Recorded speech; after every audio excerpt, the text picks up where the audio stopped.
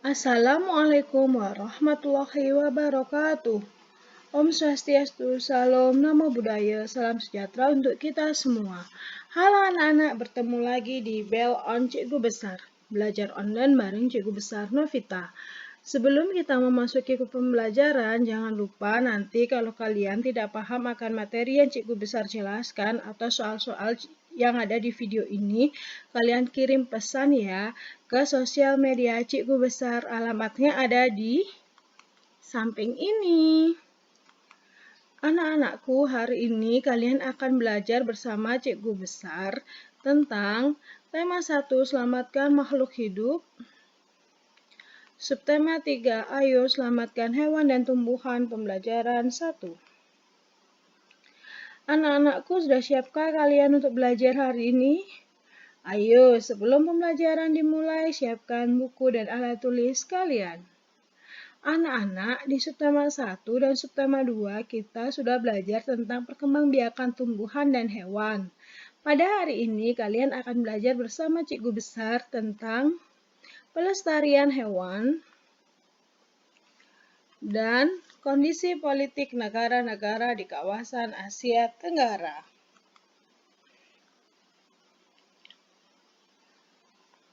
Nah, anak, yuk kita amati gambar apakah ini? Ya, ini adalah gambar hewan burung jalak Bali yang bisa kita temukan di Pulau Bali. Akan tetapi keberadaannya kini semakin langka dan sulit ditemui. Jumlah burung jalak Bali semakin berkurang karena habitatnya semakin berkurang. Burung jalak Bali hidup di hutan. Kawasan hutan semakin berkurang karena berubah menjadi areal perkebunan, permukiman, ataupun tindakan ladang berpindah. Selain itu, habitat tempat burung ini berlindung dan berkembang biak mulai berkurang akibat penebangan hutan. Selain itu, ada perburuan liar untuk dijual secara ilegal juga turut menyebabkan jumlahnya burung jalak Bali ini berkurang.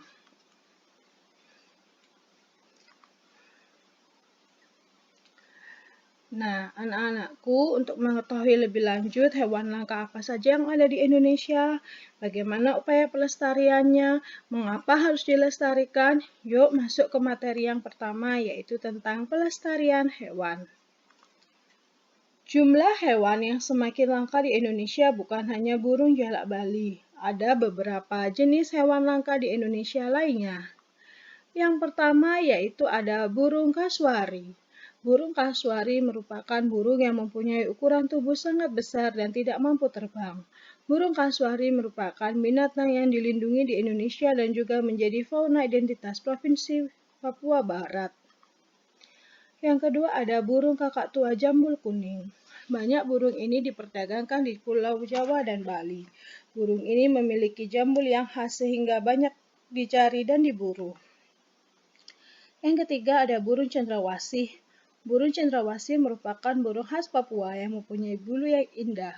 Burung ini semakin berkurang karena diburu dan penebangan hutan. Yang keempat ada badak bercula satu. Badak bercula satu merupakan hewan khas yang ada di ujung kulon Provinsi Banten. Badak bercula satu termasuk hewan langka karena jumlahnya hanya mencapai puluhan. Badak bercula satu ini sering diburu untuk diambil culahnya dan dijual secara ilegal. Yang kelima ada komodo. Komodo merupakan satu-satunya hewan prasejarah yang masih hidup sampai sekarang. Komodo hanya bisa ditemukan di Pulau Komodo dan beberapa pulau kecil di sekitarnya di Provinsi Nusa Tenggara Timur. Yang keenam ada anoa. Anoa merupakan mamalia terbesar dan endemik yang hidup di daratan Pulau Sulawesi dan Pulau Buton. Anoa termasuk fauna peralihan. Populasi anoa semakin berkurang karena rusaknya hutan dan bertambahnya pemukiman. Yang ketujuh ada harimau Sumatera.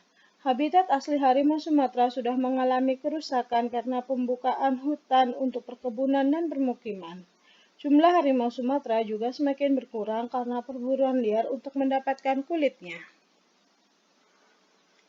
Nah, anak-anak, hewan yang ke-8 ini adalah hewan dugong atau sapi laut.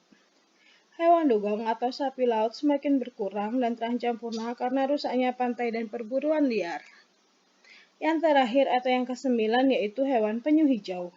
Jumlah penyu hijau semakin berkurang dan terancam punah karena rusaknya pantai dan perburuan liar. Hewan ini dapat ditemukan di Pantai Pangumbahan dan Suaka Margasatwa Cikepuh, Sukabumi, Jawa Barat. Anak-anak, kelangsungan hidup hewan-hewan langka dapat diusahakan dengan cara baik pelestarian hewan maupun pelestarian tempat tinggal. Nah, yuk kita lihat tindakan pelestarian hewan apa saja yang dapat dilakukan. Yang pertama yaitu pembuatan suaka margasatwa dan cagar alam. Suaka margasatwa adalah suatu kawasan suaka alam yang memiliki ciri khas berupa keanekaragaman atau keunikan jenis satwa yang dilestarikan. Berikut adalah beberapa suaka margasatwa di Indonesia. Yang pertama ada Taman Nasional Ujung Kulon, yang kedua Taman Nasional Lawrence, yang ketiga Taman Nasional Baluran, yang keempat Taman Nasional Waikambas, yang kelima Taman Nasional Gunung Leuser. Selain dengan pembuatan cagar alam dan suaka margasatwa, pemerintah juga membuat peraturan mengenai Undang-Undang Perlindungan Hewan Langka. Yang pertama yaitu Undang-Undang Nomor 5 Tahun 1990 tentang Konservasi Sumber Daya Alam Hayati dan Ekosistemnya. Yang kedua yaitu Peraturan Pemerintah Nomor 13 Tahun 1994 tentang Perburuan Satwa Buruh. Nah, anak-anak, mengapa keberadaan hewan dan tumbuhan sangat penting dan harus kita lestarikan? Ini alasannya. Yang pertama, agar tidak punah. Yang kedua, menjaga keseimbangan ekosistem. Yang ketiga, dapat dimanfaatkan sebagai sumber belajar. Bagaimana anak-anak? Apakah sudah paham tentang materi pelestarian hewan? Anak-anak, hewan dan tumbuhan memberikan manfaat yang luar biasa, tidak hanya untuk negara Indonesia, tetapi juga di negara-negara ASEAN. Kalau di subtema yang lalu kita sudah belajar kondisi geografis, hari ini kita akan belajar kondisi politik negara-negara ASEAN atau negara-negara di Asia Tenggara. Yang pertama, ada negara kita tercinta ya, ada negara Indonesia. Tidak lupa ibu kotanya yaitu DKI Jakarta, kepala negaranya presiden, kepala pemerintahannya presiden, hari kemerdekaannya 17 Agustus 1945, bahasa resminya Indonesia, lagu kebangsaannya Indonesia Raya, mata uangnya rupiah. Lambang negara Indonesia adalah burung Garuda, dasar negaranya adalah Pancasila. Setiap Pancasila memiliki nilai-nilai yang diamalkan dalam kehidupan sehari-hari. Indonesia mempunyai semboyan Bhinneka Tunggal Ika yang artinya berbeda-beda tetapi tetap satu. Yang kedua ada kota atau negara Malaysia, bukan kota ya, tapi negara Malaysia. Ibu kotanya Kuala Lumpur, kepala negaranya yang di Pertuan Agung atau Sultan, kepala pemerintahannya Perdana Menteri, hari kemerdekaannya 31 Agustus 1957, bahasa resminya Melayu, lagu kebangsaannya Negaraku, mata uangnya ringgit. Malaysia merupakan negara kerajaan berbentuk federasi. Kepala negaranya yaitu Sultan atau yang di Pertuan Agung, yang dipilih bergantian dengan masa jabatan selama 5 tahun. Pemerintah dijalankan oleh Perdana Menteri yang dibantu oleh Parlemen. Malaysia diberikan kemerdekaan oleh Inggris pada tanggal 31 1957.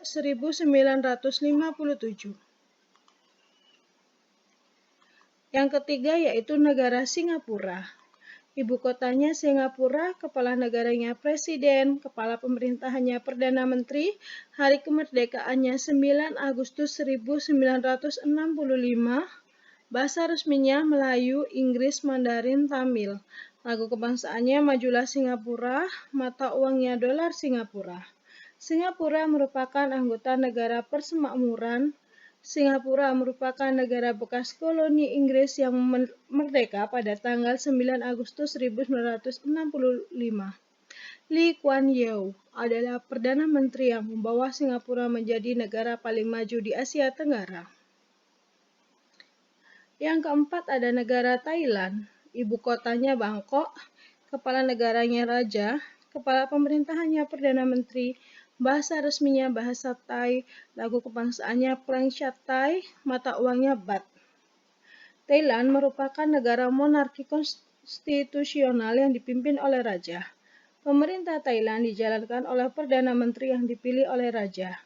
Thailand adalah satu-satunya negara di Asia Tenggara yang tidak pernah dijajah oleh bangsa asing. Ibu ulangi lagi, Thailand adalah satu-satunya, ingat ya anak-anak, satu-satunya negara di Asia Tenggara yang tidak pernah dijajah oleh bangsa asing. Hal ini sesuai dengan arti nama Thailand, yaitu tanah kebebasan. Yang kelima ada negara Filipina. Ibu kotanya Manila, kepala negaranya presiden, kepala pemerintahannya presiden, hari kemerdekaannya 4 Juli 1946.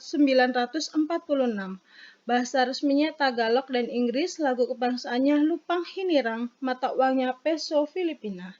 Presiden Filipina bertugas sebagai kepala negara, kepala pemerintahan sekaligus panglima tertinggi angkatan bersenjata yang dipilih setiap 6 tahun sekali. Hari kemerdekaan Filipina diperingati sebagai Hari Republik.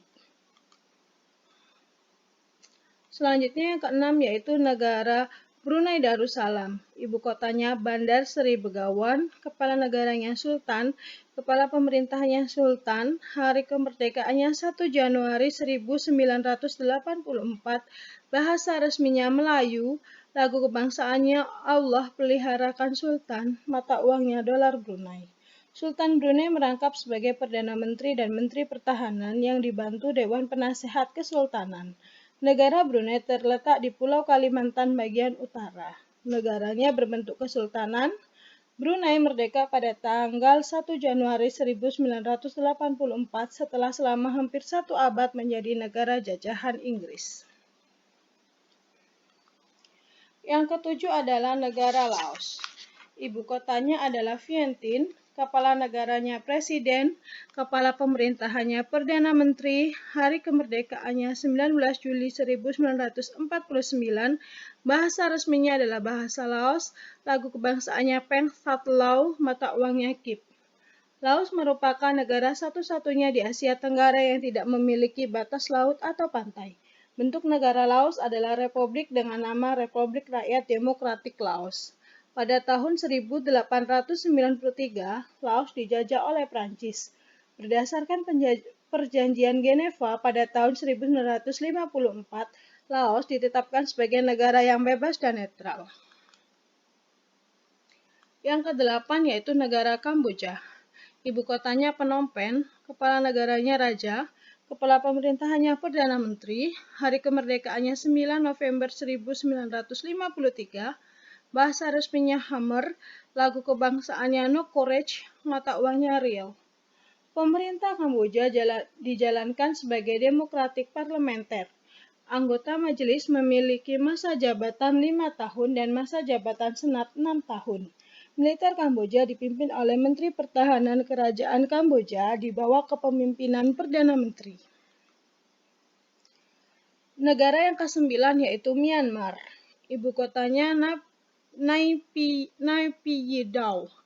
Kepala negaranya presiden, kepala pemerintahannya presiden, hari kemerdekaannya 4 Januari 1948, bahasa resminya Myanmar, mata uangnya Kyat, lagu kebangsaannya Kaba Maikei.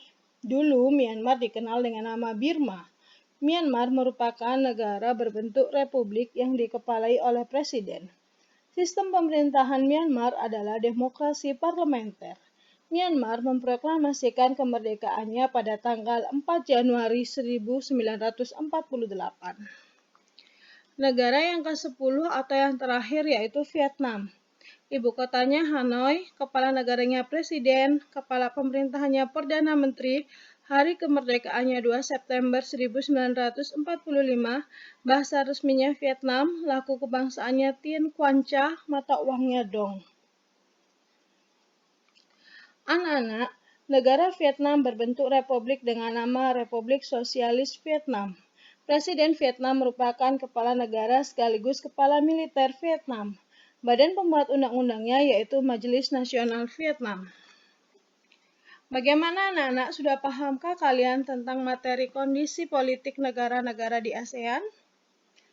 Kalau kalian sudah paham tentang dua materi hari ini, yaitu tentang pelestarian hewan dan kondisi politik di negara-negara ASEAN, silakan kalian kerjakan uji kompetensi berikut ini. Ini yang nomor 1 sampai 5 ya anak-anak. Kalau sudah, silakan kalian lanjutkan nomor 6 sampai 10. Sudah ya? Nah, anak-anakku sudah belajar apa sajakah hari ini? Ya, kita hari ini sudah belajar tentang pelestarian hewan dan kondisi politik negara-negara di kawasan Asia Tenggara, khususnya di negara ASEAN. Nah, Ibu harapkan kalau kalian tidak mengerti tentang materi yang Cikgu Besar jelaskan dan tentang soal-soal yang ada di video ini, ingat, tadi di awal Cikgu Besar sudah memberitahukan apa saja media sosial yang bisa kalian hubungi untuk terhubung dengan Cikgu Besar. Nah, anak-anakku, kalau sudah selesai, sudah paham, ingat kalian meskipun di rumah harus tetap semangat belajar. Salam kepada orang tua di rumah, Cikgu akhiri. Wassalamualaikum warahmatullahi wabarakatuh.